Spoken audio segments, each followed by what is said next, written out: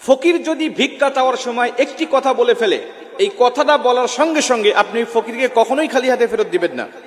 যদি তারা ভিক্ষা চাওয়ার সময় কথাটা কোনোভাবে বলে ফেলে, আপনি তাকে অবশ্যই কিছু দিবেন যদি আপনার সামর্থ্য থাকে।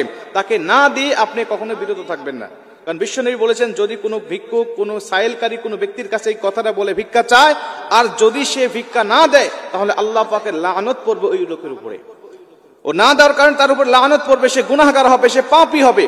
এজন্য এই বিষয়টা আমাকে জানতে হবে। কারণ আমরা রাস্তাঘাটে বের হলেই আমাদের পাশে, আশেপাশে, চতুর্দিকে কিন্তু ফকির মিসকিন সব সময় আমাদের পাশে আসে, আমাদের কাছে ডাকে এবং আমাদের কাছে চায়। আমাদের কাছে চাওয়ার সময় এই কথাটা অনেক ফকিররা আমাদের কাছে বলে ফেলে।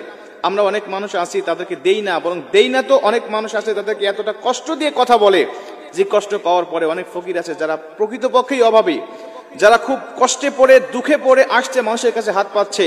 এদের কাছে যখন কোনো মানুষ গালমন্দ করে কোনো কথা বলে, তারা দু চোখ দিয়ে শুধু পানি বেয়ে ছেড়ে দেয়, কিছুই করতে পারে না। আমাদের সমাজে অনেক মানুষ আছে যারা প্রকৃতপক্ষেই পেটের দায় তারা ভিক্ষা করে। অনেক মানুষ আছে যারা এটাকে বিজনেস করে নিয়েছে, যারা স্বভাবগতভাবেই 10 বছর 20 বছর ধরে সুস্থ সবল মানুষ, কিন্তু তারা এই ভিক্ষা বৃত্তির উপরেই তারা চলতেছে। তাদের উদ্দেশ্য আজীবন আমি ভিক্ষা করি, খাবো, আমার সংসারটা চালাবো। অনেক মানুষ আছেন এমন যারা ভিক্ষা করে, যাদের বাড়ি ঘর অনেক বেশি, যারা ঢাকা ফ্ল্যাট কিনেছেন, যারা গ্রামে অনেক বড় বড় বাড়ি করেছেন, যাদের অনেক রকম অনেক উন্নতি তারা করে ফেলেছেন, কিন্তু তারা তারপরেও তারা যেন কোনো ব্যবসা করছেন না বা কোনো কাজ করতেছেন না, বা নিজের পায়ে দাঁড়ানোর চিন্তা করতেছেন না, ভাবতেছেন যে এইভাবেই আমার জীবনটা কাটাবো। এমন কোনো ব্যক্তি যদি চায়, তাহলে আপনি তাকে না দিয়ে যদি বুঝাইতে পারেন, সেই বিষয়টা আপনার ব্যক্তিগত ব্যাপার। কিন্তু প্রকৃতপক্ষে যারা অভাবী, দুঃখী, এরা যখন আপনার কাছে চাইবে আর এই কথাটা বলবে, সেই কথাটা কি? আল্লাহ রাসূল সাল্লাল্লাহু আলাইহি ওয়াসাল্লাম বলছেন, যেই ব্যক্তি তোমার কাছে ভিক্ষা চাইবে আল্লাহর রাস্তে, বলবে যে আল্লাহর রাস্তে আমাকে কিছু দান করেন, তখন তুমি ওই ব্যক্তিকে ফেরত দিবে না। কারণ যেই ব্যক্তি আল্লাহর রাস্তে কোনো কিছু কোনো মানুষের কাছে চায়, ওই ব্যক্তির উপরেও লানত, আর যেই ব্যক্তি ওই ব্যক্তিকে ফেরত দেয়, সেই ব্যক্তির উপরে লানত। মানে আল্লাহর রাস্তে কোনো কিছু কখনো কারো কাছে চাওয়া যাবে না। আল্লাহকে কেন আমি সামনে দাঁড় করাচ্ছি, আল্লাহকে কেন আমি সামনে দাঁড় করাচ্ছি, আল্লাহকে দোহাই দিয়ে কেন আমি ভিক্ষা করব? আল্লাহ রাসূল বলছেন ওই ব্যক্তির উপরে আল্লাহ লানত। আর আল্লাহর জন্য চাওয়ার পরেও যদি কেউ না দেয়, তাহলে তার উপরেও লানত। এই জন্য মুফাসসিরিন ইকরামরা বলেন, যদি কোনো মানুষ তোমার কাছে আল্লাহর রাস্তে কোনো কিছু চায়, তাহলে তুমি তাকে দিবে, দেওয়ার পরে আরেকটা কাজ করবে, তাকে তুমি সুন্দরভাবে বুঝাবে, দেখো তুমি যে আল্লাহকে দাঁড় করালে, আল্লাহর রাস্তে কোনো কিছু চাইলে, এইভাবে চাওয়াটা তোমার মোটেও ঠিক নয়। তুমি আল্লাহর রাস্তে না চেয়ে তুমি ব্যক্তিগতভাবে চাও, আমরা সাধ্য থাকলে তোমাকে দান করব। কেন তুমি আল্লাহর রাস্তে চাচ্ছ? কারণ এই আল্লাহর রাস্তে চাওয়ার কারণে তুমি আল্লাহকে নারাজ করছো, আল্লাহ পাক তোমার উপরে অখুশি হচ্ছে, আল্লাহ পাক তোমার উপরে লানত দিচ্ছে। এই জন্য তুমি আল্লাহর রাস্তে না চেয়ে তুমি নিজের জন্য চাও যে আমার 2 টাকা দরকার, 10 টাকা দরকার, 5 টাকা দরকার, এটা আমাকে দেন। অনেক মানুষ আছে আমি এই বিষয়গুলো জানি না। আমরা অনেক মানুষ আছি যারা এই বিষয়গুলো না জানার কারণে আমরা আল্লাহর রাস্তে চাচ্ছি, আমরা দিচ্ছি না, অথচ আল্লাহ লানত করতেছে আমার উপরে। এর জন্য আপনি তাকে বুঝাবেন, আপনি তাকে বোঝানোর চেষ্টা করবেন। কারণ আজকে পেশাদারী ভিক্ষুক আমাদের সমাজে সবচেয়ে বেশি। আমি এমনও ঘটনা শুনেছি যে ঢাকার শহরে তারা একটা প্রতিবন্ধী শিশুকে ক্রয় করে, কিনে নেয়, একদিনের জন্য কিনে নেয়, কিনে নিয়ে তাদেরকে ঘুমের ওষুধ খাওয়ানো হয়। ঘুমের ওষুধ খাওয়ানোর পরে তাদেরকে হুইল চেয়ারে করে অথবা কোলে করে নিয়ে মানুষের কাছে যায়, গিয়ে বলে যে আমার সন্তান অসুস্থ, এই সন্তানের জন্য কিছু দান করেন।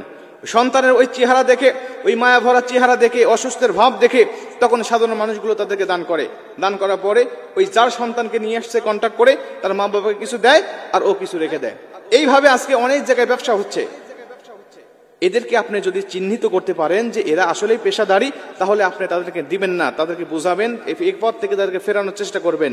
কিন্তু প্রকৃতপক্ষে যারা অভাবী, যারা দুস্থ, যারা গরিব, যারা কোনোভাবে কাজকর্ম করার মতো সামর্থ্য নাই, হাতে পায়ে বল নাই, প্রতিবন্ধী, অন্ধ, এই সমস্ত ব্যক্তিদেরকে আপনারা ফেরাবেন না।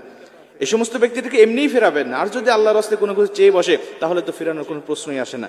এর জন্য প্রিয় ভাইরা, আমি আপনাদেরকে বলবো, আল্লাহ পাক আপনাকে সামর্থ্য দিয়েছেন, আল্লাহ পাক দান সদকা করার জন্য আল্লাহ পাক আপনাকে অনেক জায়গায় তাগিদ দিয়েছেন, আল্লাহ রাসূল তাগিদ দিয়েছেন যে তুমি যা ইনকাম করছো, তোমাকে আল্লাহ পাক যা দিয়েছে, এগুলো তুমি নিজে ভক্ষণ করো, নিজে খাও, পরিবারের জন্য যেগুলো ব্যয় করো, এবং গরিব, দুস্থ, অভাবী যারা আছেন তাদেরকে তুমি দান করো। তাহলে আল্লাহ পাক তোমাকে ভালো রাখবেন, এই ইনকামের মধ্যে তোমাকে বরকত দান করবেন। তুমি যে নিজে রাখতেছো না, এটা তুমি দান করে দিচ্ছ, এর জন্য আল্লাহ পাক তোমার নিয়ামতের মধ্যে, তোমার ইনকামের মধ্যে, হালাল ইনকামের মধ্যে তোমাকে অনেক অনেক গুণে বরকত দান করে দিবেন। মুসলমান ভাইরা আমার, এর জন্য বিশ্বনবী বলেছেন, তোমরা কখনোই কখনোই কার্পণ্যতা করবে না। যখন কোনো ব্যক্তি আল্লাহর রাস্তে কোনো ব্যক্তি কোনো কিছু দান করে দেয় আল্লাহর রাস্তে, তখন আল্লাহ রাব্বুল আলামিন ওই ইনকামের মধ্যে কমপক্ষে দুনিয়ার জমিনে 10টি গুণ বৃদ্ধি করে দেওয়া হয়। 10টি গুণ তাকে নিয়ামতগুলো আল্লাহ পাক বৃদ্ধি করে দেয়। আল্লাহ পাক যখন 10টি গুণ বৃদ্ধি করে দেওয়া হয়, তার সম্পদগুলো দুনিয়াতে এইভাবে বৃদ্ধি হতে থাকে। আর পাশাপাশি আল্লাহর রাস্তায় দান করার কারণে আল্লাহ পাককে সে সন্তুষ্ট করে ফেলে। আল্লাহ যখন সন্তুষ্ট হয়ে যায়, দুনিয়াতেও কল্যাণের ভিতরে থাকবে, দুনিয়ার থেকে বিদায় নিতে দেরি হবে, আমার আল্লাহ কবরটাকেও কল্যাণময় করে দিবেন। জোরে কোন সুবহানাল্লাহ।